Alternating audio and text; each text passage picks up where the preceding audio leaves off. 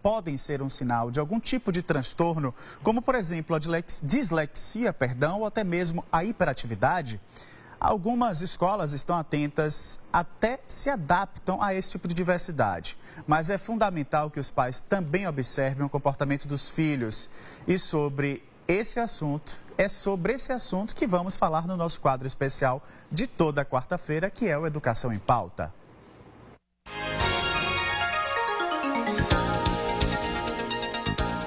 Estas atividades tratam do mesmo assunto, mas uma apresenta o texto mais reduzido, perguntas de marcar e letras em caixa alta. A escola se adequa à diversidade. Se é uma criança que chega para a gente muito pequenininha, a gente observa algum sinal de algo que não é esperado para a idade dela, a gente vai observar essa criança, ver se são intervenções da própria escola que vão ajudar ela a caminhar, seja a questão cognitiva, de aprendizagem, seja emocional, seja de comportamento mesmo, uma criança mais hiperativa, né, mais danada.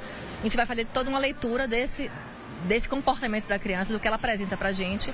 E quando a escola percebe que só a intervenção da escola não está sendo suficiente, a gente comunica a família e vai buscar novas avaliações. Acho que o grande desafio mesmo nessa socialização é fazer com que haja realmente o respeito às diferenças. Diversos problemas podem atrapalhar o aprendizado ou rendimento escolar das crianças. Especialistas alertam que os pais devem ficar atentos ao comportamento dos filhos antes de repreender os pequenos pelas notas baixas. Se a criança, por exemplo, ela tem dificuldade de rimar, se ela tem dificuldade de brincar com as sílabas e com as letras, então a palavra luva, se eu peço para ela tirar a primeira letra, que palavra eu tenho?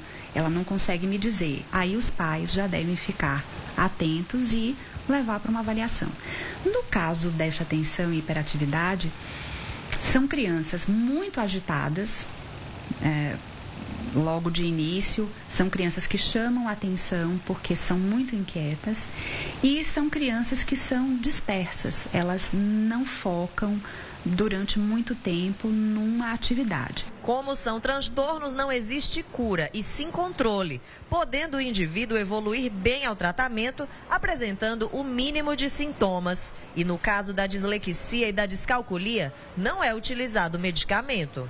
É um tratamento que é feito com profissionais da área de psicopedagogia, de neuropsicologia, de fonoaudiologia. Pois é, a gente continua com o nosso quadro Educação em Pauta a partir de agora aqui no estúdio. E para entendermos um pouco mais sobre a dislexia em especial, quem traz outros esclarecimentos para a gente é a psicopedagoga e neuropsicóloga Simaia Sampaio. Boa tarde, seja muito bem-vinda, Simaia. Muito obrigada. Que bacana tê-la por aqui, viu? Agradeço. Vamos um pouquinho entender, a gente falou muito de criança na reportagem, dislexia em criança, enfim, transtorno também da hiperatividade. Agora, a dislexia, quando ela não é bem cuidada ou bem tratada nesse período da infância, qual é o reflexo disso na fase adulta? Então, assim, muito tem se falado sobre a dislexia. Sim. E a gente tem, assim, através de estudos, descoberto que quanto mais cedo a criança, né, já for submetida a um tratamento, melhor essa vida escolar dela. Então, o ideal é que a criança, por volta de 5, 6 anos, os professores ou os pais estejam atentos ao que a psiquiatra estava falando, né? Como é que essa consciência fonológica está? Sim. Porque isso é prioritário para a criança fazer uma alfabetização. Então, se ela com 5 anos de idade, essa consciência fonológica, não está identificando as letras, não está conseguindo reproduzir essas letras, né? Antes mesmo da alfabetização, se ela não está com isso constituído, a gente já pode entrar com um acompanhamento já preventivo para essa alfabetização. A gente conseguindo fazer isso mais no início, certamente ela vai ter menos dificuldades. E nessa fase adulta?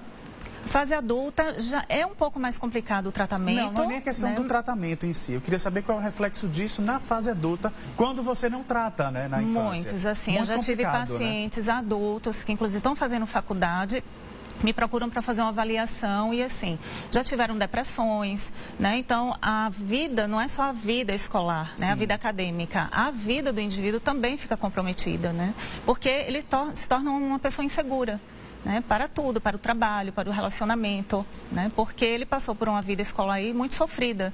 Então, ele vai chegar numa vida adulta também com esse sofrimento, né? Sem sombra de dúvidas. Lembrando que a dislexia, enfim, em si, ela tem muita relação com a questão da compreensão também, né? Sim. E quando você está nessa fase adulta, ou até mesmo na infância, você compreender esse mundo sem saber, por exemplo, diferenciar vogais, consoantes, é muito complicado, né, Simaia? Sim, para a gente que somos normoléxicos é muito fácil, mas para um adulto disléxico é complicado, né? Essa percepção dessa relação grafema-fonema, de perceber. Outro dia eu estava conversando com um rapaz de 30 anos, ele me dizia, minha esposa é pedagoga e para mim é muito difícil compreender, pegar um texto, quando eu estou no segundo parágrafo já me cansa.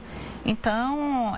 Mas cansa por quê? Por conta da compreensão? Da dificuldade, você não porque a decodificação ela é mais lenta. Então, quando você chega no final de um primeiro parágrafo, você já não está entendendo mais o que estava lá no início.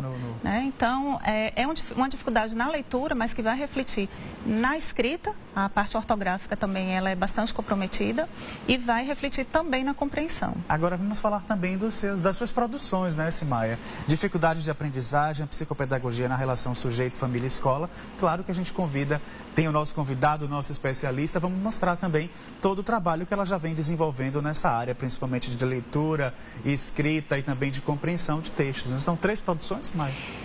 Tem mais um, mas especificamente assim, que trata do tema dislexia, são esses. Esse azul é o primeiro, né, que eles são atividades práticas para disléxicos e pré-escolares. E até junho está saindo, eu já mandei para a editora, está saindo o 2º e o 3º volume dele, né, para a gente trabalhar a parte ortográfica, a parte de compreensão de texto e atenção e memória, que é algo também difícil para o disléxico. A gente pensa que o disléxico, a questão é só na leitura, mas não é. Vai estar envolvida aí outras situações, né, lateralidade, outras confunde direita e esquerda, a atenção, ter, né? A memória também pode ser falha.